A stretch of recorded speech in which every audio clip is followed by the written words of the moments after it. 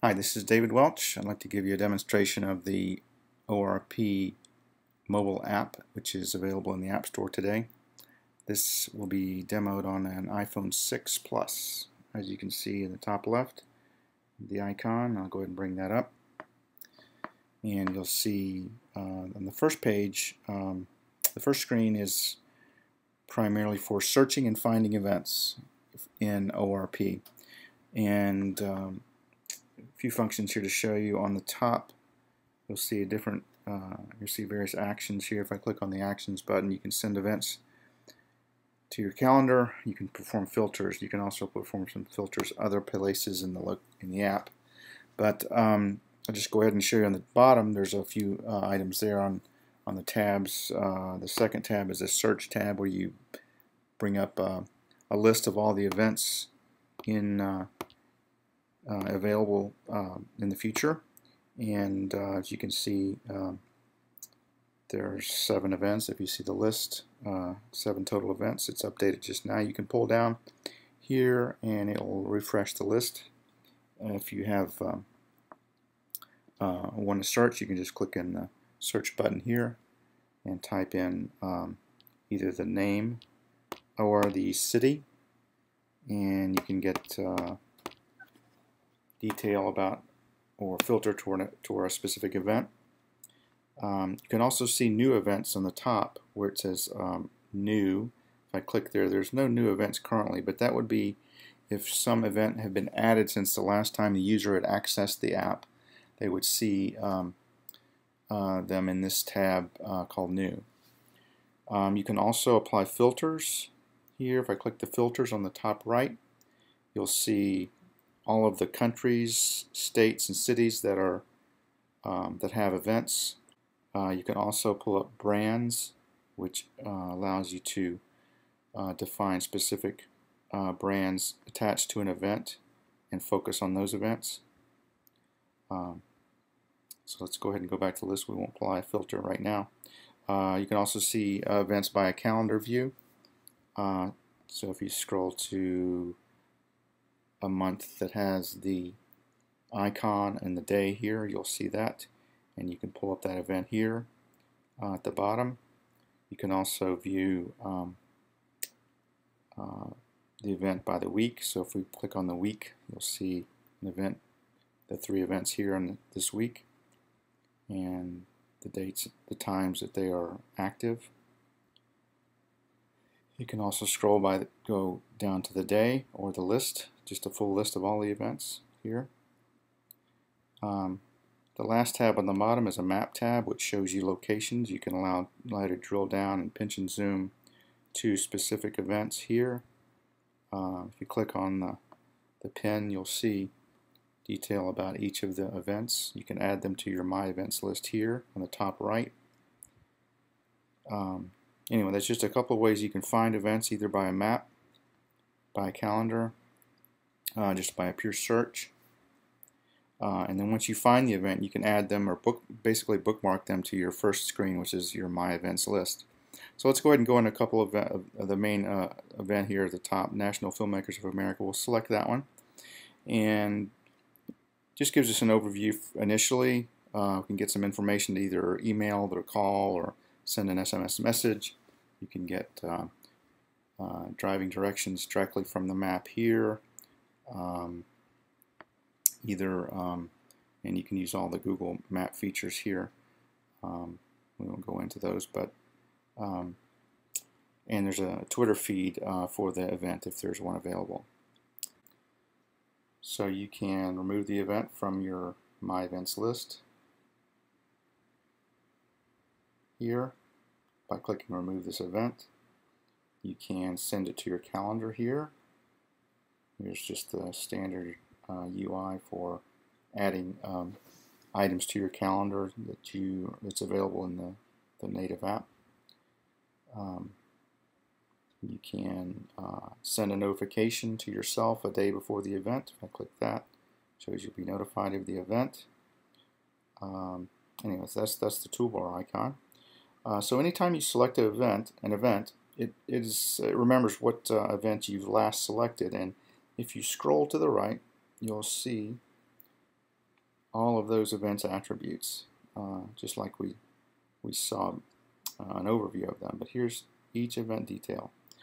As you can see, you can get directions, which we just looked at. You can get sessions of the event here. You can look at filter by date, you can search again, you can do by track. You just toggle the spinner. You can click on a particular session, get detail about that session. You can do a session survey. You can look at speaker details. You can add comments. You can add voice notes to that speaker. You can do LinkedIn lookups on that speaker. We won't go into that, but you can get a lot of information about the event just by drilling here. So let's go back to the agenda. So when you click agenda, it's going to ask you to log in as your user, a registered user, and let's go ahead and do that. And it authenticates us, so let's continue there. And if we go back to my agenda, we'll see all of the sessions this user has signed up.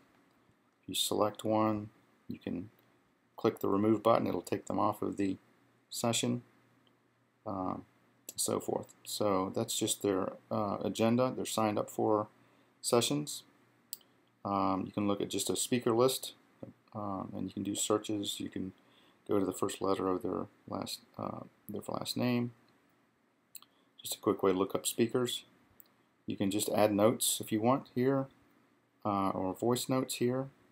We won't do that here, but you can talk, and it will take a text or a voice note of your whatever you want to add, and add multiple ones is saved on your device, so you don't have to. It doesn't make server trips. It's available if you don't have high connectivity or your bandwidth issues. You don't have to worry about that. Maps are defined by the event. Here we've got 3 defined. Got an overview map here. You can pinch and zoom into the map, into items in the map. If you see an icon here, like we've got on South Exhibit Hall, we click on that, we can see all the sessions that are associated with that point of interest here. We can drill down to the session. If we're attending the session there, we can look at the information there. We go back here to the map. Again, we can click on any of these icons that show if there's a point of interest. They don't have to be sessions. They can just be places you'd like to target or point out. You can also click the Now button here, and Now just basically shows you what is going on at this moment on this map. And as you can see, all of the other ones disappeared, obviously, because the event is not taking place right now, but it does have points of interest that don't have time sensitivity. Obviously, these are you can turn that back on to see all of them, and there they are again. So that's just a little if you want to target what is going on right now at the events, it will filter those out for you. So that's a little bit about the maps. Obviously, you can register for the event here if you'd like. Here you just type in just a standard form. We won't go through that, but you can see it is just a standard form to enter for your the registration. You can view sponsorship information here. And you can see here all of the information provided in ORP for this event and the sponsors. Has some social postings. You can do a quick Twitter post. You can do a Facebook post. There's just we frame in the name of the event here. So I have to type that in again. Facebook wall posts. Again, we frame in the name the event, everything in there. You can take an event-wide survey here. Click Start Survey. Answer the questions by pulling the slider. If it's a rating type question. The questions can also be open-ended. There are multiple types of questions here. It's just a free-form comment, and then post it immediately, and the ORP system gets that feedback immediately in the system. So that's an event-wide survey. If you look at the sessions, you'll see that sessions also have just a session survey here.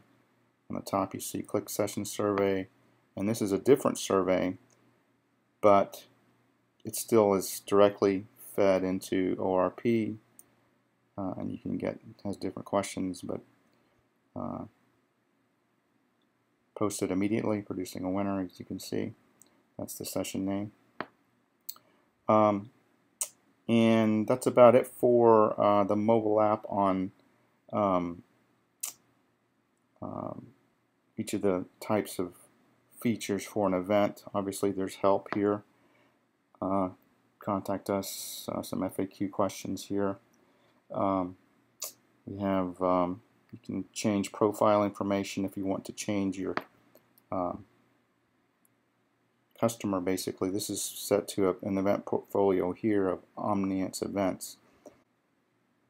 But if you select the event portfolio, like it at the bottom here, you see the list of actually this is customers. You can select a different one at that point. If you want to go back and look at more events, you can do that here easily, and it sets the context of your event to whichever event you last selected. So if I'm heading to another event, let's look at this Washington event. This one doesn't have a lot of features, but you can see it just posts and change your event to that event, and now you're viewing that event.